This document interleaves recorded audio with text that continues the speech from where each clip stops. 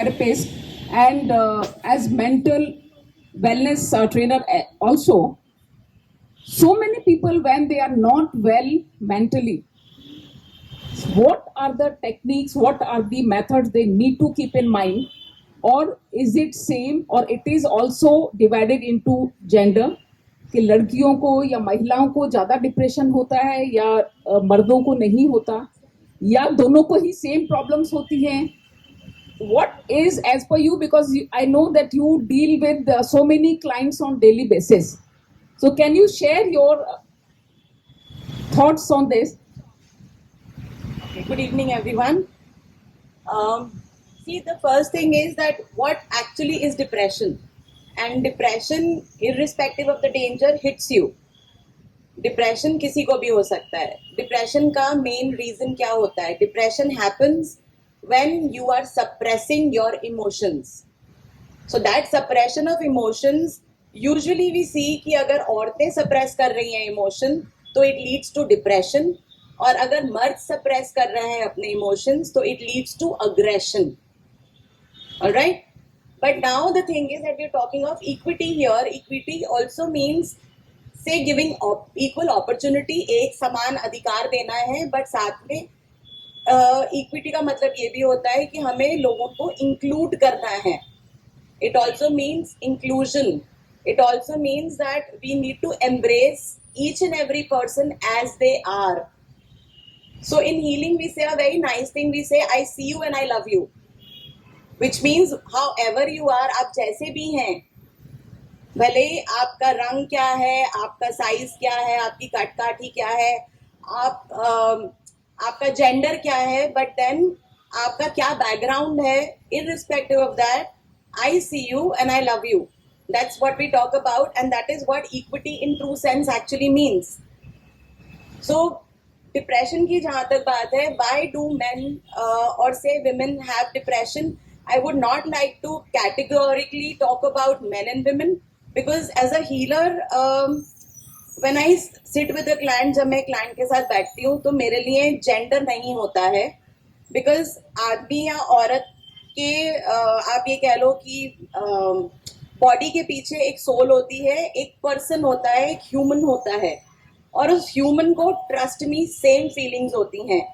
एक आदमी को भी उतना ही दर्द होता है अगर उसकी वाइफ चीट करती है जितना एक औरत को होता है. ठीक है, बट नाउ हमारी सोशल कंडीशनिंग ऐसी है कि अगर किसी की वाइफ उसको चीट करती है तो वो जाकर अपने दोस्तों से रो नहीं सकता है, बिकॉज दोस्त ये बोलेंगे कि इसके अंदर कोई कमी होगी. मर्दानगी का क्वेश्चन आ जाता है. औरत जाकर के रो सकती है बिकॉज आदमी तो होते ही ऐसे हैं, right? So now the thing is that another thing that I wanted to talk about, हम बात कर रहे हैं इक्विटी की यहाँ पर. सो आप इक्विटी के लिए मुझे ये बताइए कि अगर मैं आपसे ये कहूँ, are you okay with that? If I tell you that like tomorrow your husband comes and cries in front of you or your father comes and cries in front of you, क्या आप अपने पिता, भाई या पति को अपने सामने रोते हुए देख सकती हैं? देख सकती हैं? नहीं देख सकती, बिकॉज आदमी तो स्ट्रांग होते हैं, राइट? बिकॉज आदमियों को परमिशन दी जाती है सिर्फ हीरोज बनने की. They have to be strong. They have to be the people who are providing for you. They are the ones who are supposed to be the macho men in your lives. Basically, you want, say, a knight in shining armor. और लड़कियों को कैसे train किया जाता है? Princess है, damsel इन despair है, इसको एक दिन नाइट इन चार्मिंग आर्मर आएगा, किसी दिन सफेद घोड़े पे राजकुमार उसको लेने के लिए आएगा. So there was a very interesting thing. I think I'm taking a little more time, but then I want to share it with you all. Like, I have a niece, she's 10 right now, but when she was 5, we usually read stories to the kids. तो रेपेंसिल का story था, उसकी mother उसको सुना रही थी, and उसमें ऐसा होता है, रेपेंसिल का स्टोरी आई थिंक सबने सुना होगा, कि लंबे बाल थे उसके, and she was stuck up in a tower. तो राजकुमार आया, उसने आकर के उसको रेस्क्यू किया. कैसे रेस्क्यू किया? उसकी चोटी काट करके और उससे लटक करके दोनों टावर से नीचे उतरे. तो मेरी नीस ने ये पूछा कि मम्मी ये चोटी इसने खुद क्यों नहीं काटी, इसने प्रिंस का क्यों इंतजार किया? So that is what we are feeding our children. हम क्या empowerment के लिए तैयार हैं? क्या हम equality के लिए तैयार हैं? अगर हम ये चाहते हैं कि हमारी डॉटर बाइक चलाए, तो क्या हम अपने बेटों को पीछे वाली सीट पे बैठने के लिए तैयार कर रहे हैं?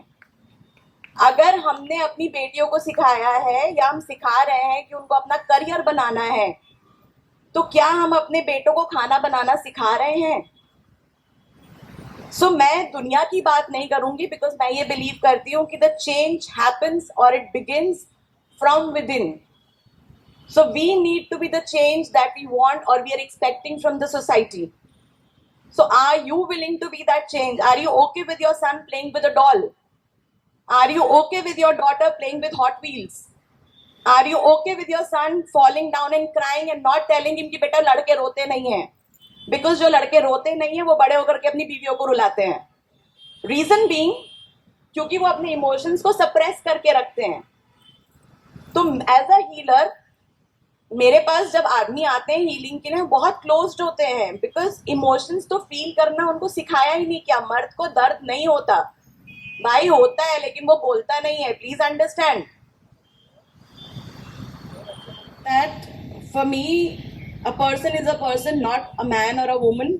सबको चोट एक जैसी लगती है. कुछ लोग अलग तरह से रिस्पॉन्ड या रिएक्ट करते हैं. हमें कैटेगराइज नहीं करना चाहिए कि ये आदमी है या औरत है. अगर हम इक्विटी की बात कर रहे हैं तो हमें एक स्ट्रॉन्ग औरत को भी एक्सेप्ट करना है, जैसे कि हमें एक वीक आदमी को एक्सेप्ट करना है. अगर कोई आदमी बोलता है कि मुझे हाउस मेकर बनना है, तो we should accept that, right? Accept it that my son today wants to do nothing. He wants to be a homemaker and he's okay with having an empowered wife who's earning the living. So that is when we'll have equity. And also the last thing that I want to leave you all with is कि ईश्वर ने जो है वो हम सबको एक जैसा बनाया है. एज अ हीलर मैं इंसान को देखती हूँ तो मुझे सोल दिखाई देती है, आत्मा दिखाई देती है, और आत्मा का कोई मेल फीमेल वर्जन नहीं होता है. ठीक है?